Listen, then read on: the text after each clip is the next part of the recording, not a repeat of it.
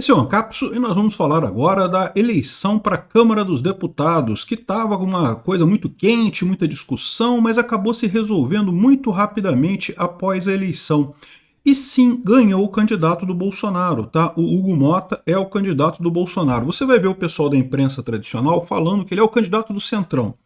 Mas veja, de novo, sempre quem ganha a presidência é gente do Centrão, é sempre. A questão é que tem Centrão que é mais puxado para o lado de cá e Centrão que é mais puxado para o lado de lá. O Lula queria o Antônio Brito, que é do PSD, se não o Elmar Nascimento, que é do União Brasil, mas é o Centrão mais para o lado de lá, né? Mais próximo ao governo Lula. No final das contas, até o PT vai apoiar o Hugo Mota, que é o candidato do Arthur Lira e é o candidato do Bolsonaro também.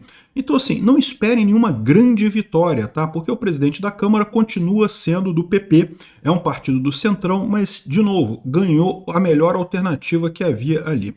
A coisa é diferente no Senado. Vamos entender essa situação? Essa notícia foi sugerida por O Que Bate Primeiro, Dólar ou Gasolina, Picanha da Figura Oculta da Dilma e várias outras pessoas.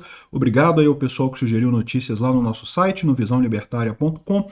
E obrigado a você que está assistindo o nosso vídeo. Se você gosta do nosso conteúdo, por favor, deixe o seu like e se inscreva aqui no canal, né? Pois bem, o Hugo Mota, do PP, se tornou o grande favorito, né? Como eu falei para vocês, encerradas as eleições municipais de 2024, a grande disputa que surgiria era da disputa da Câmara em 2025. A eleição para a presidência da Câmara dos Deputados é feita no início de fevereiro, não sei se é dia 1º ou dia 2 de fevereiro, mas no início de fevereiro do ano que vem, e é uma disputa muito importante, né?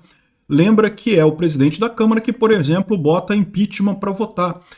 Tem um poder muito grande dentro da Câmara, né? E é uma eleição interna, ou seja, vota os deputados ali da Câmara.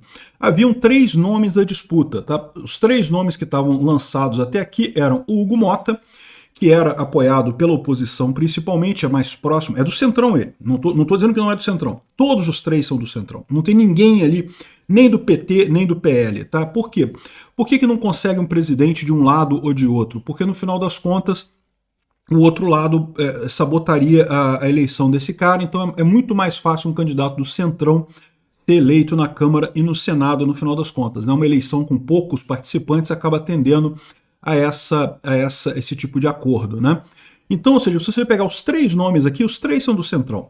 É o Hugo Mota do PP, o Antônio Brito do PSD e o Elmar Nascimento do União Brasil. Todos os 3 Centrão. Só que, o que queria? O Lula adoraria o Antônio Brito, porque é próximo do PSD, muito próximo do PT. Se não fosse o Antônio Brito, ele queria o Elmar Nascimento. O Elmar Nascimento também é mais à esquerda, embora seja do União Brasil. Lembra, o União Brasil, embora tenha muita gente da direita ali, porque ele absorveu o PSL, né, que era o antigo partido do Bolsonaro, então, embora tivesse muita gente de direita no União Brasil, o União Brasil faz parte da base do governo Lula, ou seja, tem muita gente de esquerda também no União Brasil. É um partido de centrão também, tal como o PP e tal como o PSD. Então, no final das contas, os 3 candidatos são ali. Mas o Elmar Nascimento, que você tem que ver, é o nome específico. Aquele nome tem mais proximidade com o Lula. Então, ou seja, o que o Lula queria era primeiro o Antônio Brito, segundo o Elmar Nascimento. Sabe o que o Lula levou? Bolota, ganhou o Hugo Mota, que é o candidato do Bolsonaro nessa história. Por quê? Por que teve essa mudança tão rápida, resolveu a coisa tão rápido? Justamente pelo resultado da eleição municipal. O resultado da eleição municipal mostrou a direita muito mais forte, mostrou que a esquerda perdeu espaço, por mais que o Lula tenha gastado dinheiro, por mais que o Lula tenha tentado ajudar os candidatos da esquerda, a esquerda fez bolota nessa eleição. Então, no final das contas, a coisa até que se resolveu rápido, né? A gente imaginava que essa disputa pela Câmara iria ainda ter várias reviravoltas até fevereiro, mas parece que não. Parece que a situação aqui já estão falando em eleição igual a eleição do Lira, né, em 2023. Vocês lembram? O Lira era o amplo favorito e, de fato, ganhou com muita folga. Praticamente todo mundo votou no Lira e tá caminhando para isso, né? Aqui o pessoal já está falando aqui que o Hugo Mota deve ter 464 votos dos 513 votos, como o Lira, né? O Lira também teve uma maioria absoluta dos votos. Então, qual que é o interesse disso daí? O partido que apoia o candidato, ele acaba podendo indicar secretarias, podendo indicar vice-presidências, podendo indicar também os líderes de comissão. Então, tudo isso entra na negociação ali do candidato. Então, no final das contas, prevaleceu aqui a força do Arthur Lira. Ninguém gosta do Arthur Lira diretamente, mas as pessoas não gostam mais ainda das alternativas que foram apresentadas. No caso, o cara do PSD e o cara do União Brasil ligados ao Lula. Então o Lula recolheu-se a sua insignificância e negociou a ponto de que até o PT agora quer aderir a Hugo Mota, né? Vocês sabem, esse não é o primeiro vídeo que eu faço sobre a eleição na Câmara. Eu já tinha falado para vocês que o Hugo Mota era o candidato do Bolsonaro. Ah, por quê? Porque ele é de direita, ele é um cara muito à direita e coisa e tal, conservador, cristão. Porcaria nenhuma, é centrão. A gente sabe que é centrão, mas não tem alternativa. Quem vai ganhar vai ser um desses três aí, não tem alternativa, não tem como botar um candidato que vai ganhar que seja de direita, pelo menos na composição atual da Câmara. Pode ser que um dia a gente chegue numa composição da Câmara que seja possível a direita indicar um presidente de direita, mas nessa indicação, nessa situação atual, não vai acontecer isso. Então, o que você tem é a segunda melhor coisa, que é um presidente que, embora seja do centrão, ele é favorável ao Bolsonaro. O Bolsonaro conseguiu negociar um monte de coisa lá com ele para essa eleição, né? E o Lula, o que o Lula fez? O Lula negociou, já para não perder tudo, não ficar totalmente no zero, o Lula negociou que vai apoiar o Hugo Mota em troca da indicação para o TCU. Então, no final, em 2026, em fevereiro de 2026, um dos ministros do TCU, que é o Tribunal de Contas da União, o Tribunal de Contas da União, embora tenha o nome tribunal, ele é um órgão do Legislativo, tá? Ele é parte da Câmara. A Câmara dos Deputados, ela tem, entre as suas funções constitucionais, investigar o governo, ver se o governo está gastando a coisa, fazer a inspeção fiscal, né? Ver se o governo está gastando direitinho o dinheiro do orçamento, e a Câmara então tem esse órgão chamado Tribunal de Contas da União, que é responsável justamente por fazer essa auditoria das contas do governo e ver se o governo está gastando as coisas direito e coisa e tal, e eventualmente recomendar mudanças e coisa e tal. É um órgão importante. E a melhor vantagem é que é uma indicação igual do STF, é uma indicação vitalícia. Então você bota a pessoa ali e ela vai ficar o resto da vida dela ali até os 75 anos de idade com poder e coisa e tal, ganhando bem. Então, é um bom emprego um órgão desse daí, um caso desse, né? Então, segundo estão dizendo, uma cadeira no TCU foi negociada para o PT nessa sucessão, ou seja, o PT vai receber essa cadeira em 2026 por apoiar o Hugo Mota agora em 2025, né? Isso teria sido o acordo aqui. A questão toda é, para quem que o PT vai mandar essa cadeira? Por quê?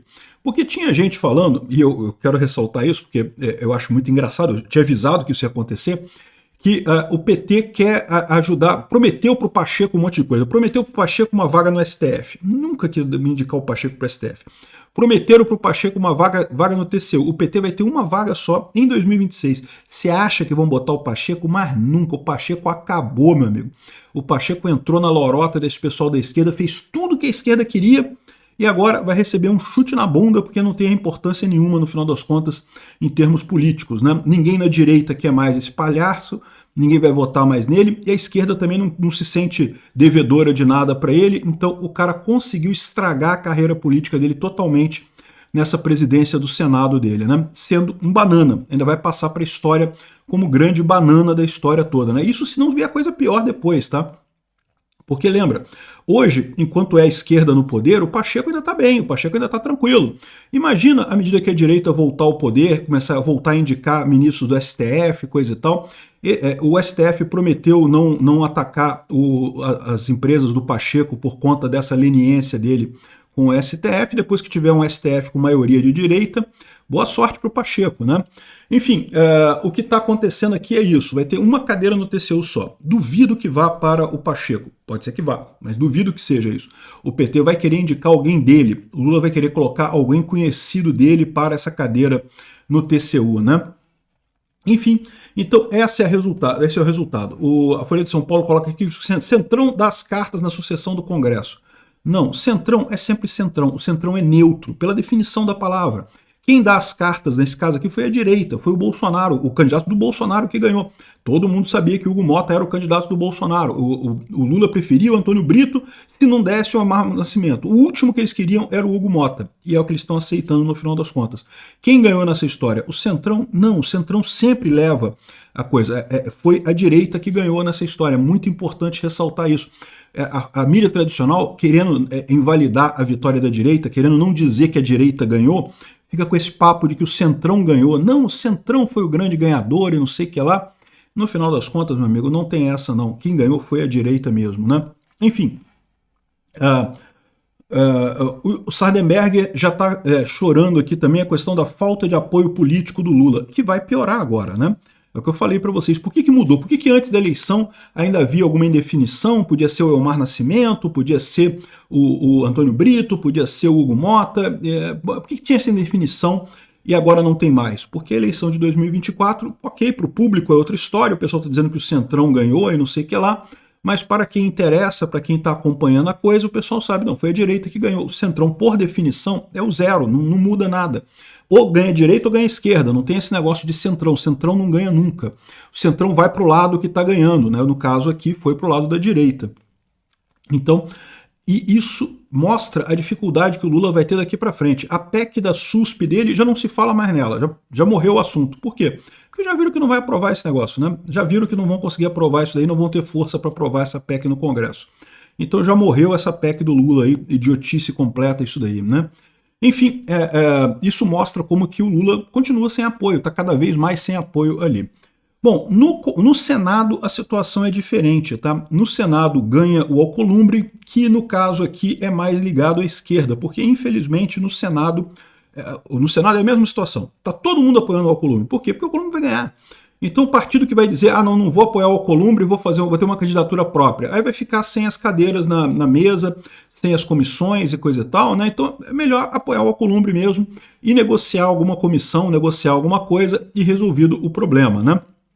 Então, o partido do Bolsonaro, a segunda maior bancada do Senado, né? O Senado, a maior bancada é do PSD, a segunda maior bancada é a do PL, e ambos estão apoiando o Alcolumbre, então o Alcolumbre vai ganhar e vai ter uma negociação ali nas cadeiras, nas comissões e coisa e tal, né?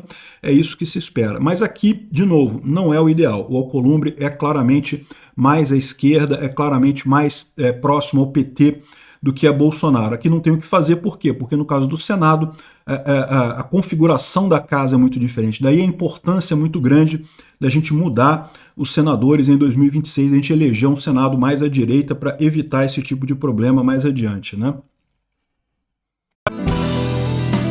Obrigado por assistir o vídeo até o final. Além de curtir, compartilhar e se inscrever no canal, considere se tornar patrocinador com valores a partir de R$ 1,99. Clique no botão Seja Membro abaixo para saber as condições e vantagens de patrocinar o canal. Mais informações sobre o nosso projeto, visite nossos sites indicados na tela.